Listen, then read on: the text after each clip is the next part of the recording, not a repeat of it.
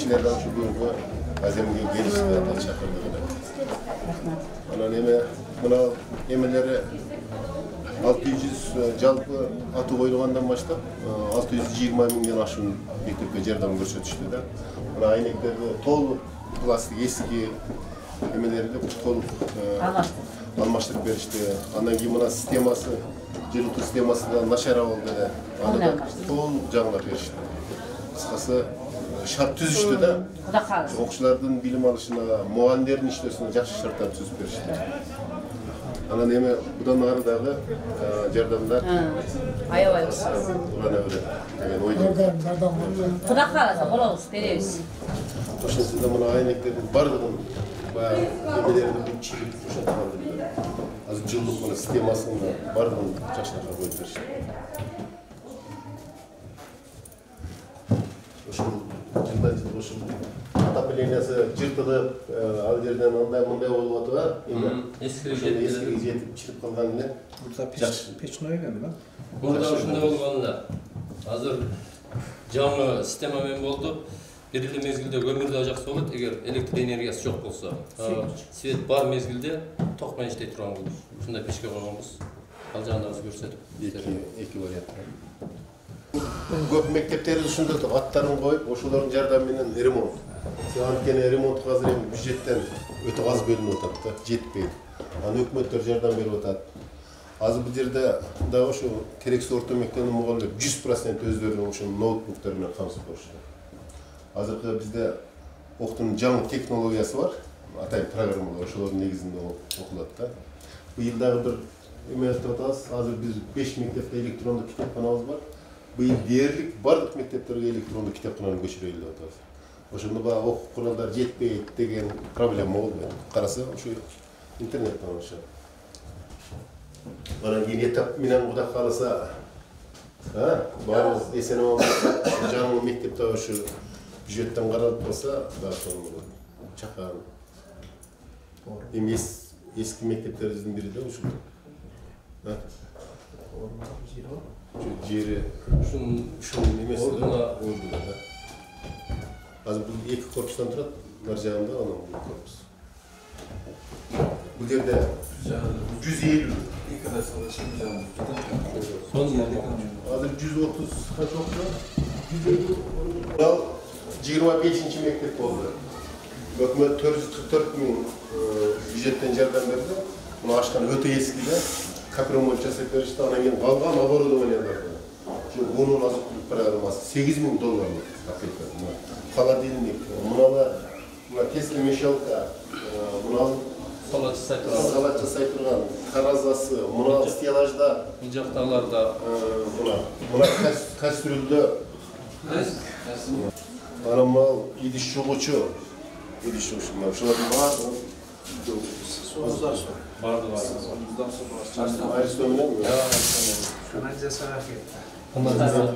жок, сайга эмес, сыртта, сырт даярдалган. Сырт бар бул жердечи? 5 метрлик. Азыр эми балдардын тамак ашына да толук шарт түзүлдү да. Современный болду. Канча ваң ысык тамак берди? Bir jumada 4 gün ısık tamak, 1 gün çay. Менюда эмне? Menüde özünün şartlarına ayıqtap Бир жерде барбы? Бар. Etli vermişenden palo çay, gömöktен sütlü suyuq tamak, күрүч балан, 1 gün çay болады, макарондан suyuq tamak. 10 сом, 10 сомдон. Мындай эсебинде биздин картошка өзүбүздүн көмөк чарбадан болгон. Жылына картошканы быйылдан баштап, азыр пияз, дээрлик бардык продуктун өзүбүздөн чыгарабыз деп беремин. Үмүттө турабыз. Жерибиз бар. Соты жер бар. жери бар. Соты жер бар. Соты жерибиз бар. Суу чыгат. Суу чыгат. Андан сырткары көмөк чарбабызда коюбуз бар.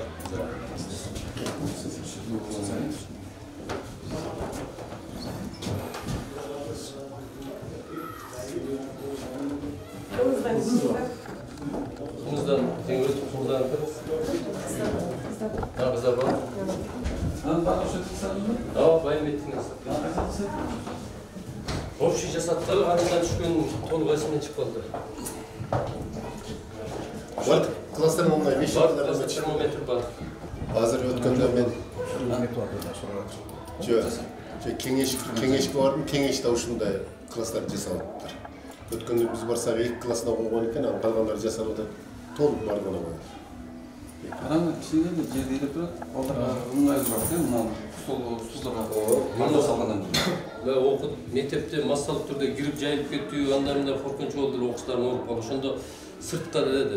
Сыртта окуучулар класста терде отурганча чип кетет экен кийими. Азыр мына жерде ар бир предметтик мугалим сыртка чыгарда кийип чык деп, кыштын күнү катык суукта, шамалда. Анан ушул оңайлуу болду, биз ушул жагын тандап алдык. Президент канча президенттик жетпесе. Муса Сайфович андан сырткары Азыр акча болот экен. Баягындай китеп алгандар көп, ал эми мына немеде бүт сакталып жазылып атат. Мисалы үчүн 5тен, 10дон, 15тен китеп алып берген демөөрчүлөрүбүз бар. Жок, жетпегенин айтып атам мен. Жетпеген эжекелерге айтсам 1200дөн качпайт эжекелер.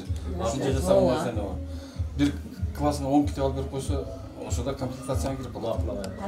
Сен айта алсаң, айта берсең биз. Жыргалга биз деле айттык. Жыргал кем катышыңыз ачамча сен биз билбейбиз. Айтсаңар биз жардам беришке аракет кылабыз, Кудай кааласа. Өкмөттө 2 китепти айт, кайсы предмет китепти мына өкмөттө суранайын мен. Алып бер дейин. Анан жок деп турсаң болбойт. Анан 4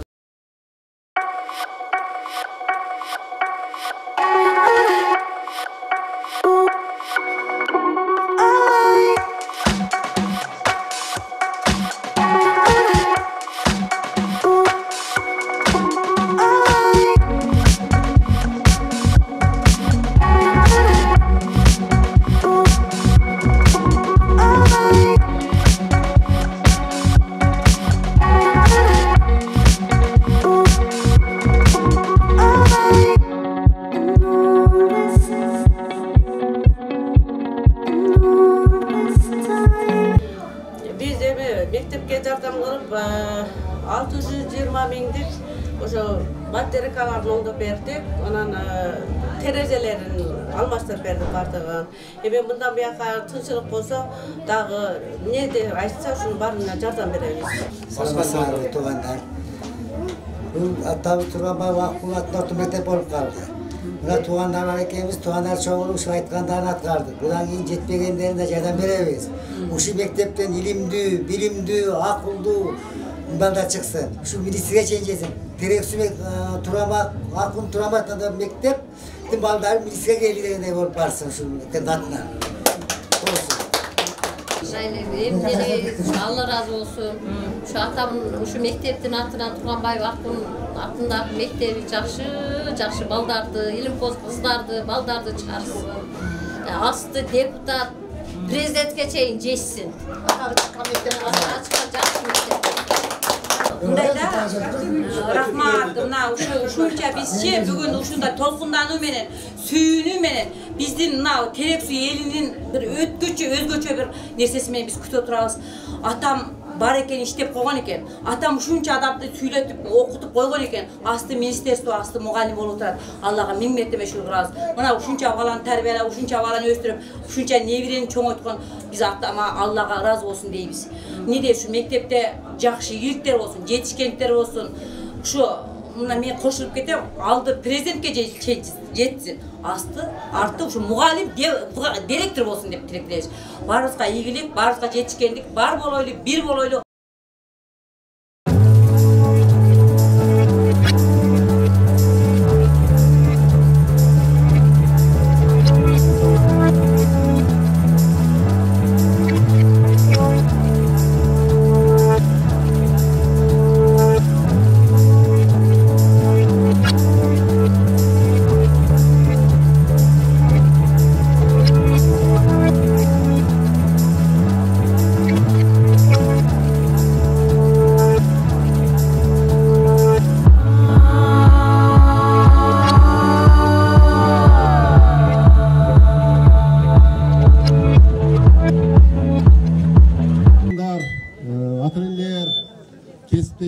Биздин кымбаттуу отурган окуучулар, урматтуу бүгүнкү Терексүү орто мектебине Акун Турганбаев агайыбыздын атын уйгаруу аземине келген меймандар, ата-энелер, ага эжекелер жана жалпы эле Капчыгай айыл өкмөтүнүн тургундары, сиздерди бүгүнкү мектепке Турганбаев Акун агайыбыздын ысмын уйгаруу салтанаты менен Каракулча райондук билим берүү бөлүмүнүн жана жеке өзүмдүн атыман куттуктайм.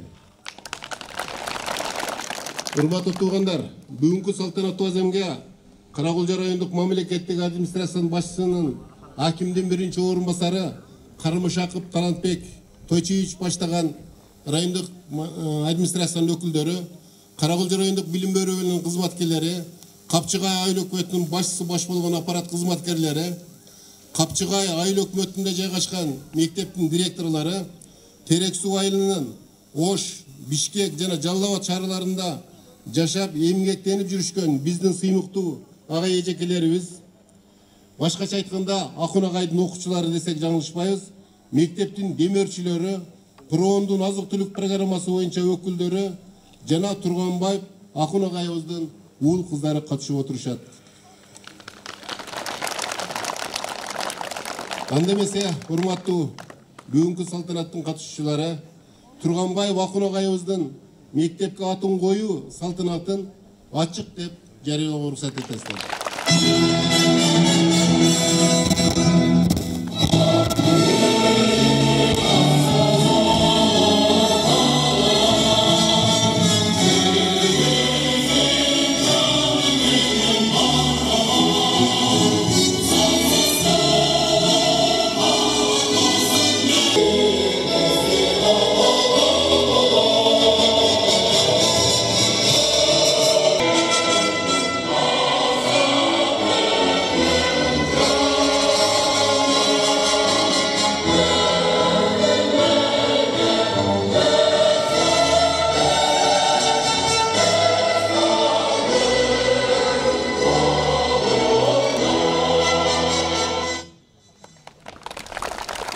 Урматтуу бүгүнкү салтанаттын катышуучулары, Турганбаев Акун агай 1931 жылы 1 январда Кызыл Байрак колхозунун Терек суу айылында жарык дүйнөгө келген. 1951 жылы Терек суу башталгыч мектебинде эмгек жолун алгачкы жолу баштаган. 1954-56 жылдары Жалал Абадтагы педагогикалык училищени сырттан окуп бүтүргөн. Ал эми 59-63 жылдары Ош педагогикалык институтун сырттан окуп, кыргыз тили адабияты адистиги боюнча жогорку билимге ээ болгон. Андан кийин 65-67 жылдары Эркинтоо, азыркы Ысак Жорокулов мектебинде, 63-93 жылдары Терек суу орто мектебинде кыргыз тили адабияты мугалими болуп, үзүрлүү эмгектенип келди. 1993 жылы сентябрь айында каза болгон. Агайдын балдарды окутуп тарбиялоодогу чыгармачылыгы, билим берүү системасына кошкон зор салымы жана педагогикалык 42 жылдык эмгеги мамлекет тарабынан жогору бааланып, жогорку органдардын бир нече жолку ардак грамоталарына татыктуу болгон. Агай өмүрлүк жубайы Бөрүкулова Суусар эжеке менен бирликте 4 уул, 8 кызга татыктуу тарбия берип, эрезеге жеткирди. Урматтуу туугандар, Турганбаев Акун агайдын аты мектепке ыйгарылгандан бери агайдын уул кыздары мектептин материалдык техникалык базасын чыңдоо максатында жалпы 620 000 сомдон ашуун жардам беришип, ал каражатка мектептин имараттын терезелери толук алмашылып, жылытуу системасы кайрадан жасалып, мугалимдердин иштөөсү жана окуучулардын билим алуусуна бир топ жакшы шарттар түзүлдү десем жаңылышпайм. Ал эми 1-4 класстын окуучуларынын тамак ашын жакшыртуу, жакшы шарт түзүү максатында мектептин ашканасын оондун бүткүл дүйнөлүк азык-түлүк программасына киргизүү үчүн Капчыгай айыл өкмөтү жергиликтүү кеңештин депутаттарынын колдоосу менен жергиликтүү бюджеттен 444 000 сом акча бөлүнүп, мектептин ашканасы капиталдык ремонттон өткөрүлдү. Жана ашкана үчүн оондун бүткүл дүйнөлүк азык-түлүк программасы аркылуу $8,000 акча каражатына жабдуулар келип орнотулду. Ага бүгүн өзүңүздөр да күбө болосуздар. Ошондой эле өзүңүздөрдүн балаңыздар, менин окуучум десем жаңылышпайм, Кадыров Кеңешбек ушул мезгилге чейин 100 000 сомдон ашык окуу жана методикалык китептерден жардам берди. Мындан ары да мындай жардамдар улана бермекчи. Урматтуу туугандар, анда эмесе бүгүнкү салтанатка арналган алгачкы куттуктоо сөз Каракулжа райондук мамлекеттик администрациянын башчысынын акимдин биринчи орун басары Карымышаков Талантбек Кыйчуевичке берилет. Саламатсыздарбы, урматтуу агайын туугандар, урматтуу бүгүнкү салтанаттын катышуучулары. Мына жогоруда биздин элге билим берүү бөлүмүнүн башчысы биздин агайыбыздын Турганбаев Акын агайдын өмүр баянына кеңири токтолуп өттү. Урматтуу туугандар, урматтуу Терек Суу айылынын тургундары, бүгүн биз сиздер менен биргеликте жакшы көрүлгөн катышуучу болуп турабыз. Бул агайдын өмүр баянына мен дагы келгенден бери кичине кызыгып көрдүм. Биз илгери жаш кезибизде ушул Каракулжа өрөөнүндө, Каракулжа районунда, Алайык өрөөнүндө биринчи мугалим Ибраимов Коян агайды угуп жүрчү элек. Мен бүгүн келип алып ушул жерде кичине ушул агайдын 42 жылдык эмгек стажына да кызыгып көрдүм. Бул агай биздин ушул Капчыгай өрөөнүндө, Капчыгай айыл өкмөтүндө, Терек Сууда Чыңгыз Айтматовдун дүйшөнүндө эле биринчи мугалим болгонуна ынандым. Себеби бул агайыбыз өзүнүн ушул 42 жылдык эмгек жолунда менин угушума караганда ушул өзүнүн үйүн кичине кана кылып, класс кылып бөлүп, ошол жерде дагы окуучуларды окуткан деген маалыматты беришти. Бул агайыбыз өзүнүн ушул өмүр жолунда биздин сиздердин ушул Капчыгай айыл өкмөтүнүн Терек Суу айылынын тургундарына өрнөктүү өмүрүн жашап, ушул жерде сиздерге билим берип өткөн экен. Азыр ушул бала чакасы, кыздары биз мектепте дагы бир сыйра карап көрдүк. Мектебиңиздер мурда курулган эски мектеп болсо дагы ичинде бардык шарттар түзүлүптүр. Сиздерге рахмат. Ушул мектептин ремонтуна жардам берип, терезелерин бардыгын пластиктен алмаштырып, ичинде жылытуу системасын жасап бериптир. Азыр ушул мугалимдердин алдында жалгыз эле бир эле милдет калыптыр.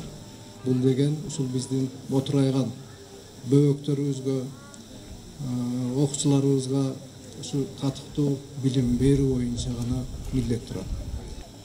Байрамыңыздар куту болсун. Тынч аман болуңуздар. Рахмат, Талантбек Кыйчуевич. Сиздин да ишиңизге ийгиликтерди каалайбыз. Анда кийинки куттуктоо сөз Капчыгай айыл өкмөтүнүн башчысы Арзы уулу Азизбекке берилет. Саламатсыздарбы, урматтуу Терек Суу айылынын тургундары. Саламатсыздарбы, урматтуу мектеп, жалпы мектеп жамааты. Саламатсыздарбы, урматтуу окуучулар. Мен бүгүн аябай толкунданып турам. Себеби өзүңүздөргө белгилүү болгондой, бул мектепке демөөрчүлүк көрсөткөн Акын агайыбыздын уул кыздарына терең ыраазычылык билдирип кетет элем.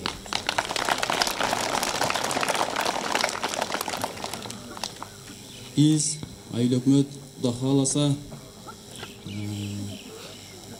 мектептерге көмөк көрсөтүүдөн эч качан аркага кайтпайбыз.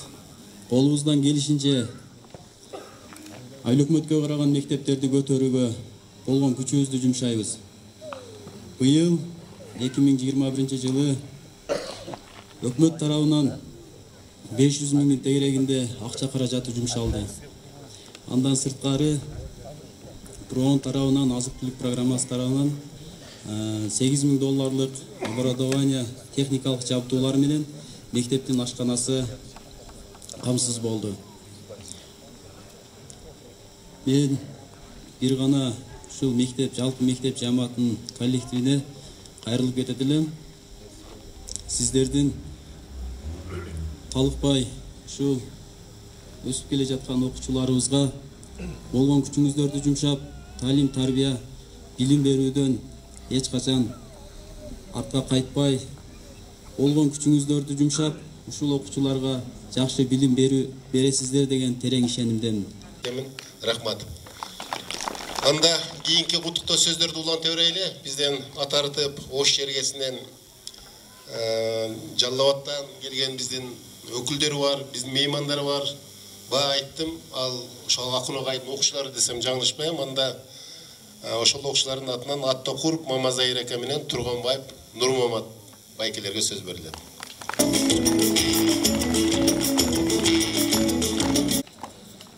Урматтуу туугандар,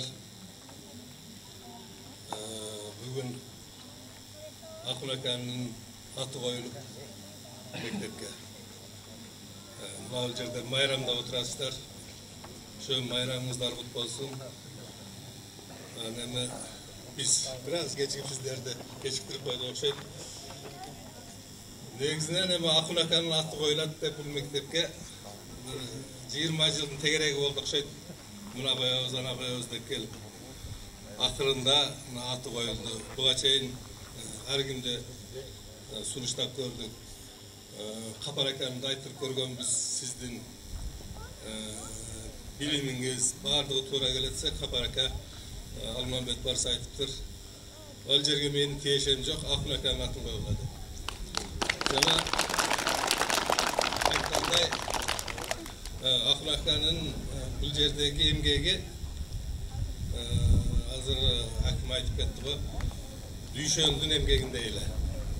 Акын ака бизди окутканда үйүндө окутту деп атпайбы, кийин бир класста окуганбыз. 4 класс bir мектепте окуйт элек. Татар партаны коюп коюп. 1-чи, 3-чү, 2-чи, 4-чү деп. Ошолордун бардыгына 45 мүнөт ичинде сабак берип, үлгүрчү болчу. Ушунчалык строгий болчу. Акын аканы тетиги жерде сыйлычак тээп жүргөн жеринде көрүп калсаң, ошол жерде жата калат болсун. Шундай bir катуу сактаган агай болчу. Анан балдарды эми тарбиялаган өзүңүздөр көрүп атасыздар. Мына Акын аканын тарбиясын көргөндөр ошо алды менмин деп неме айтыптыр. Капар ака профессор. Эми бул не только Кыргызстан, Россияда кыйын болуп турат, аны көрүп атасыздар. Эми калгандарын айтып коелу. Мына ак жигит турат, Калыбек турат, илимдин кандидаттары. Именно ошол Акын аканын немеси боюнча, тил немеси боюнча жактаган мына биздин ак жигит. Ушуларды баардыгы ошонун тарбиясы. Анан Акын аканын атын койгондо мен бул мектептин директоруна катуу чоң ыраазычылык билдирем да. Ушу мектепке директор болгон күндөн баштап жыргалды. Аракет кылды да. Ушу агайдын атын коюп коелу. Урматтуу Талант Тойчевич, урматтуу Абдырасулбек Муратович, урматтуу биздин устаттар, жана да бул жерде ушул айылдын көкү болуп кас катар тизилип турган урматтуу кары жаштар. Биринчиден жогоруда айтылгандай биз кечирим сурайбыз. Жолдун алыстыгына байланыштуу бир аз кармалып калдык. Мен сөзүмдү аманат сөздөн баштагым келип атат. Биздин урматтуу профессорубуз Кыргыз Илимдер Академиясында эмес, Россия Илимдер Академиясында мүчө корреспондент болгон Капар Зулпарович кечирим сурады. Сиздерден сагынычы дегеле ошол агайдын үй бүлөсүнөн кечирим сурады. Ал киши учурда Бишкекте жүрөт, илим иштер боюнча. Ошондуктан мен барышым керек эле, бирок шарт ушундай болуп калды. Менин атыман кечирим сурап койду. Ушул сөздү айтты. Урматтуу коллегалар, эгер электрик жаңылып калган болсо, ал өзүнүн өмүрүнө коопсуздук туулат экен дагы, өзү бул дүйнө менен коштошуп калышы мүмкүн экен. Эгер врач жаңылышып калган болсо, ал пациентти жок кылып алышы мүмкүн экен. Ал эми мугалим жаңылышып калса, бүтүндөй коомду бузуп коет экен. Мына биздин бүгүнкү каарманыбыз болуп аткан, биз оозубузга толтуруп айтып аткан биздин урматтуу Бейши Олгур агайыбыз убагында туура тарбия берген экен, туура билим берген экен, мына ушундай күнгө келип отурабыз. Эгер ушул кичинекей айылдан кимдер интеллигенциялык чөйрөгө аралашып калган болсо, кимдер билимдүү болуп жогору жакта жүргөн болсо, ошол билимдин башатын берген ушул биздин агайыбыз болгон. Мен дагы Акун агайдын колунан сабак алдым эле. Мына окуучуларды көрүп, туугандарымды көрүп отуруп, эргип кеттим, сөз сурап ийдим. Бирок көп убактыңыздарды албайм. Менин илимий жетекчим профессор Абдурашид Низамиев деген агай бар. Кече мен айылга жөнөп атам, ушинтип бизди окуткан агай деп аты коюлуп атыптыр. Ошо кишинин өмүр таржымалын айтып берсем, аябай жакшы болуп атыптыр деп. Өзү мындай кызыктуу жаныбар эле деп атайын Кыргыз Республикасынын билим берүү министрлигинен атайын орто мектептин окуучулары үчүн чыгарылган китебини 20 дана менин атымдан алып барып бер деди. Ошол кишинин аманатын жеткирип коеюн дедим. Анан кийин Акун агайдын колунан тарбия алган, билим алган балдар жаман болгон жок. Мен мына балдарды көрүп туруп бир ооз айткым келип атат. Эми агайдын аты коюлду, мектепте жоопкерчилик дагы мындан жогорулайт. Ошон үчүн балдар жакшы окугула. Келечекте силер ушул мектепти 2 кабат кылгыла. Дүйнөнү кыдыра турган мектебибиздин айылыбыздын атын чыгара турган азаматтар болуп жетилгиле. Силердин жакшылыгыңарды мына жерде биз туугандар көрүп, сүйүнүп, кубанып жүрө берели. Чоң рахмат барыңыздарга. Аман болуңуздар. Рахмат Калыбек. Чоң рахмат.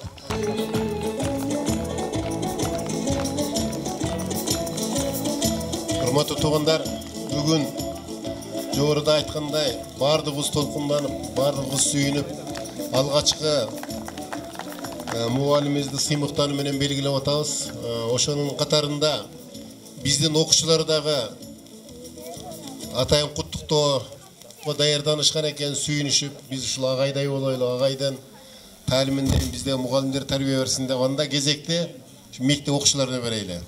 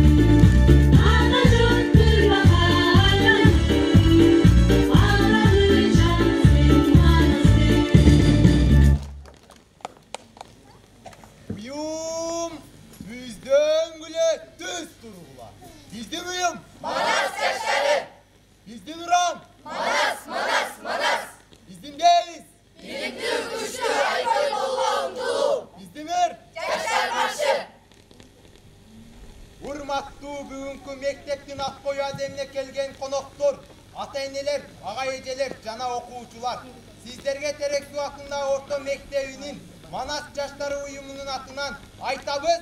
Жалындуу салам. Биз Манас жаштары уюмунун мүчөлөрү мамлекетибиздин, ата-энелерибиздин, агай-эжелерибиздин биз үчүн көргөн камкордугуна жана талыкпай тарбия берүүсүнө сыймыктануу менен Aramızda baş yiyip tazim ederiz. Mekenim kanat güylep günden künge, kökölüp asmanından yıldız uçkan, tuğumdu cel biletip büttüğüne güldöy bir Respublikam Kırgızistan. Oğullarım kök götürelip, günöstü delgen çıkıştan, sıymığım atamekenim, güldögün öskün Kırgızistan.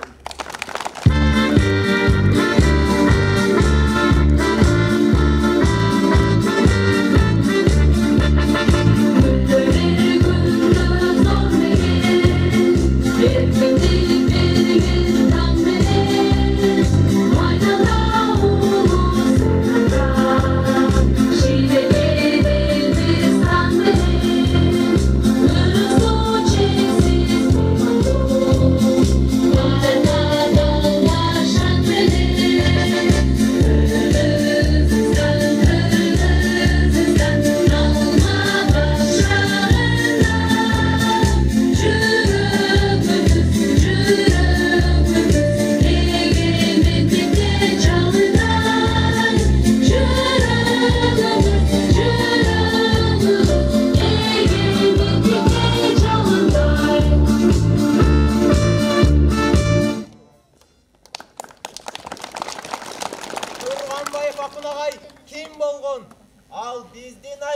дүйшөнү. Акун агай бакыт нурун чачып турган. Акун агай чыгармачыл, чыгар инсан. Акун агай чымырканып, чын жүзүнөн эмгек кылган. Акун агай бала десен шашып турган.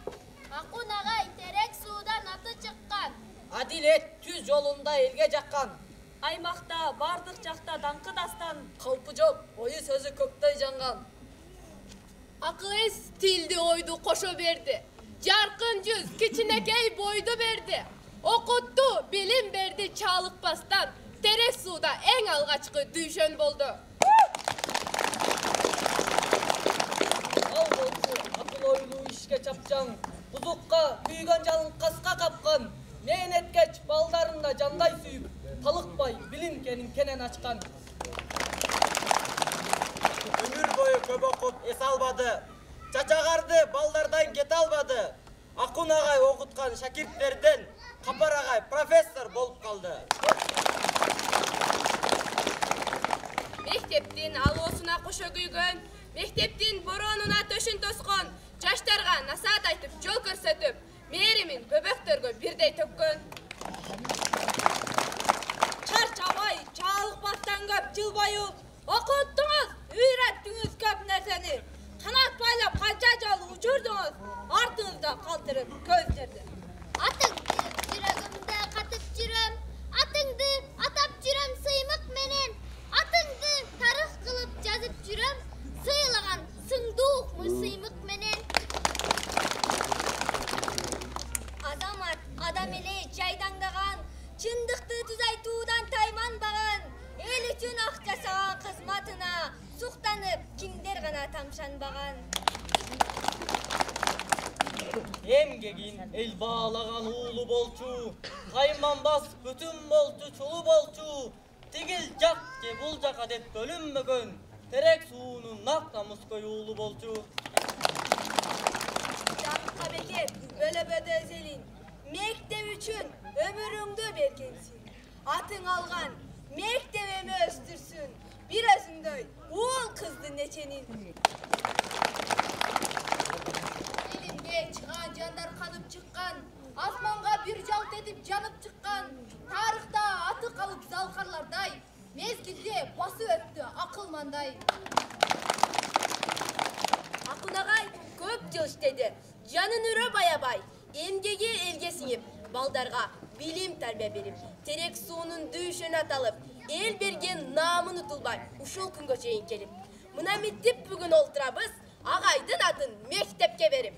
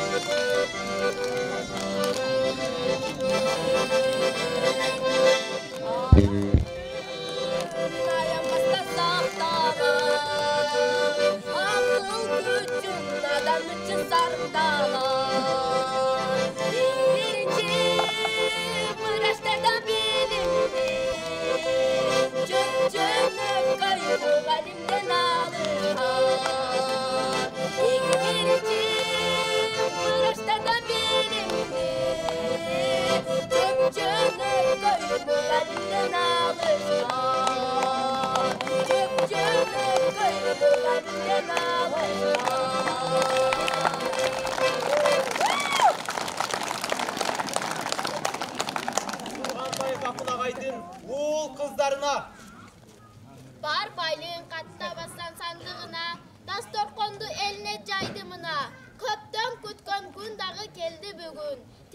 elдің батасы уул қыздарына.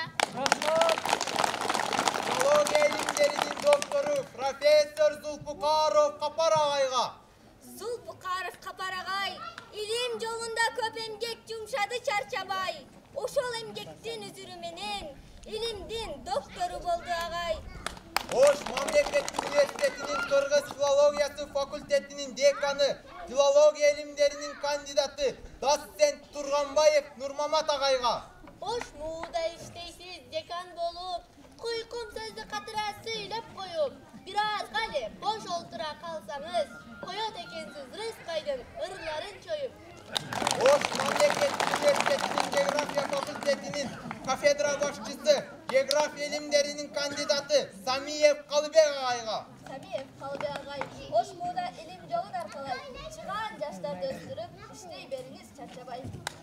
Акын Турганбаев атындагы Терекс орто мектебинин жалпы эмгек жааматына Айылдын атын чыгарып, жаштарды билим тарбия менен сугарып, чарчабай күн-түн иштешет, маарага дайым алдыңкылардан болуп барып. Жаңачылык ашканасы мектептин, бизге болду эң мыктысы белектин. Ысык тамак күндө бир мал ичип турса, жаштары чыгат эң мыктысы келечектин. Ата-энелер комитетинин төрагасы, Акун агайдын окуучусу Мамаков Шайлабай абабызга. Ак эмгектин өзүрү үчүн алгансыз сиз акбалга, президенттин колунан алгансыз ардак грамота, демөөрчүлүк кылып турасыз дайыма, анан кантип болбосун сизге ыр арнаса. Көп жылдар бою үзүрлүү эмгектенген, азыркы учурда арабыздан өтүп кеткен Турганбаев Акун агайыбыздын уул кыздарына жана жалпы конокторго биз Манас жаштары уюмунун мүчөлөрү улуулардын жолун жолдоп, талыкпай билим алып, мекенибиздин өсүп өнүгүшү үчүн өз салымыбызды кошууга убада беребиз. Жаш өспүрүмдөр уюмунун мүчөлөрү берилген антыңа даяр болгула. Дайым даярбыз.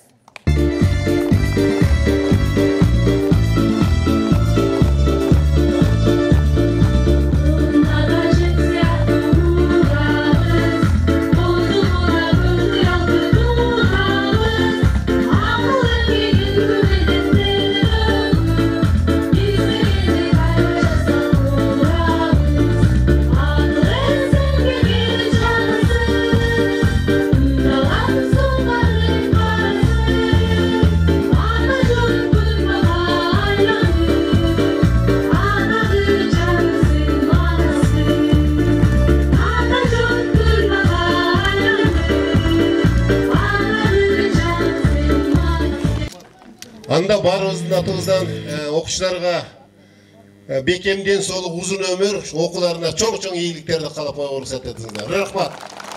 Силер дагы жогоруда өзүңөр атагандай агайлардай профессор, илимдин докторлору болгула. Рахмат. Анда калуу куттуктоо сөздөрүбүздү улантабыз. Анда ата-энелердин атынан, ушу мектептин ата-энелер комитетинин төрагасы Мамаков Шайлабай агабызда. Келиңиз. Мугалимдер жамааты, урматтуу райондон келген, Оштон келген, алыс жууктан келген коноктор, урматтуу биздин айылдын аксакалдары, байбичелери, келин кыздары, окуучулары. Бүгүн сиздерди ушул агайыбыздын аты берилип мектепке ошонун ачылыш мааракесине катышып атканыбызга сиздерди чын жүрөктөн куттуктаймын. Агай бизди окутуп, алгачкы мугалимибиз биринчи дүйшөнү деп айтып атканы эң туура кеп, бул кишинин эмгеги бааланып, аты ыйгарылып отурат. Окуучулар Акун агайды биз көргөндө, алыстан келатканда баш кийимибизди алып, саламатсызбы агай деп ийилип салам берип, анан баш кийимибизди кийип өтүп кетет элек. Жаман сөз айтпайт болчу, тиктеп эле коет болчу. Анан сабак билбегенди анча-мынча кулагыбыздан чоюп, катуу тартипке чакырып коет эле. Эми бул жерде уул кыздарды жакшы тарбиялап, ушул эрежеге жеткирип, Акун агай менен Суусар эжеге балдарды жакшы тарбия берип, жакшы жолго салып койгон экен. Аял жакшы, ер жакшы деп Kızlar жақсы екенсіздер, күйеу балдар мықты шығып атат. Айрықша şu kүйеу бала Райымқұл уылдың емес, қыздың емес, өзің күйеу балалық милдетін атқан. Осы мектепке жақсы салымын қосып, мынау іштердің бардығын бүткөріп қойды. Біз мұғалімдер жамаатының атынан, Терексу елінің атынан şu kүйеу балаға разышылық білдіріп қоюға рұқсат етесіздер. Kүйеу баланың өміріңіздің денсаулығы чың, бала бақырасымен аман болсын. Сөзді улантайлы, азыр мектептен қош іштеген мұғалімдердің атынан ардагер мұғалім Омор Бақылбек ағаға сөз беріледі. Мен не демекмін? Шындығында мұғалім болғандайым бұл ақын әкәрген әрбір нәрсесін айтып отырсақ, көп нәрсе olur. Оның зорлықтарын айтсаң, бұл интермедияға айланып кетеді. Бұл мектепте іштеп жатқанда біз келіп іштедік, өз оқытқан. Бізге үшін оқытқан оқушылар бар деген уақытан істеп қалды. Бұл кісінің айтқан сөзі, деген насихаттары бізге ең елі закон қатарында да. Чоң рахмат сізге дағы. Чоң рахмат өзіңіз айтқандай кейінгі жас мұғалімдерге жақшынақай насихатчы мұғалім болып біздің бақай атауыз болып жүре беріңіз. Сізге чоң рахмат. Анда азырқы сөзді аяғына шығып баратауыз. Азыр Тұрғанбаев Ақын ағайдың уыл қыздарына, күйеу балдарына берейін деп атауыз. Ошолардың атынан Тұрғанбаева Сағын Ежеке. Урматтуу ағайлар, урматтуу меймандар, куш келипсиздер. Мен эми ушул балдарга узун өмүр, ден соолук каалайм. Ушулар отурайган бөөктөр, илимдин доктору, профессор болушуна мен тилектешмин. Калган туугандарым эсен болуңуздар, тынч болуңуздар. Агайлар, сиздер да ушуларга талыкпай билим бериңиздер деп суранам. Бізден разышылық хат бар эле, Таратбек Тойчуевич. Келіп өзіңіз тапшырып қойсаңыз, мен оқып берейін. Қырғыз Республикасының білім беру жана илим министрлиги Каракөлчү райондук билим берүү бөлүмү разышылық хат. Урматтуу Турганбаев Акын агайдын уул кыздары. Сиздердин ата баркын урматтап, Турганбаев Акын атындагы Терексу орто мектебинин материалдык базасын чыңдоодо, келечек муундардын сапаттуу билим алышына жана мугалимдердин иштөөсүнө шарт түзүп берүүдөгү көрсөткөн чоң жардамыңыздар үчүн Каракөлчү райондук билим берүү бөлүмү ыраазычылык билдирет. Сиздерге бекемден соолук, узун өмүр, иштериңиздерге чоң ийгиликтердин боло беришин каалайбыз. Сиздерди терең урматтоо менен биз.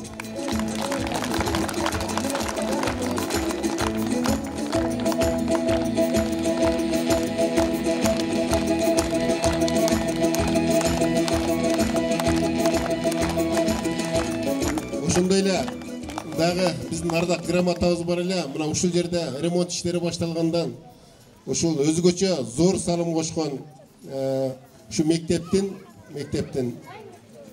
чарбалык иштери боюнча директордун орун басары Самип Алмамбет агайыбыз бар. Бул кишинин эмгегин баалабасак болот. Күнү түнү ушул жерде бар иштерет.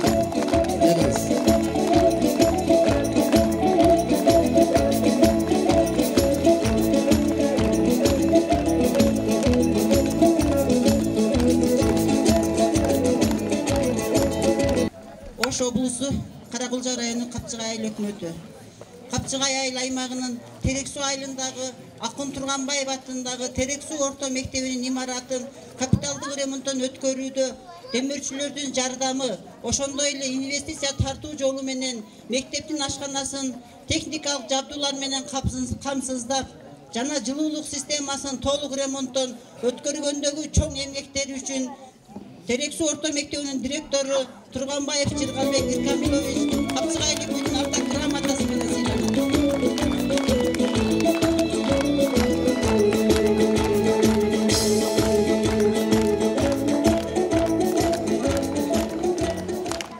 Урматтуу Адыков Мирлан Сапынбекович, сиздерге Акын Турганбаев атындагы Терексу орто мектебинин материалдык базасын чыңдоодо келечек муундардын сапаттуу билим алышына жана мугалимдердин иштөөсүнө шарт түзүп, мектептин ашканасына техникалык жабдууларды камсыздап берүүдөгү көрсөткөн çoğun jardamыңızдар üçün Капчыгай эл өкмөтү ыраазычылык билдирет.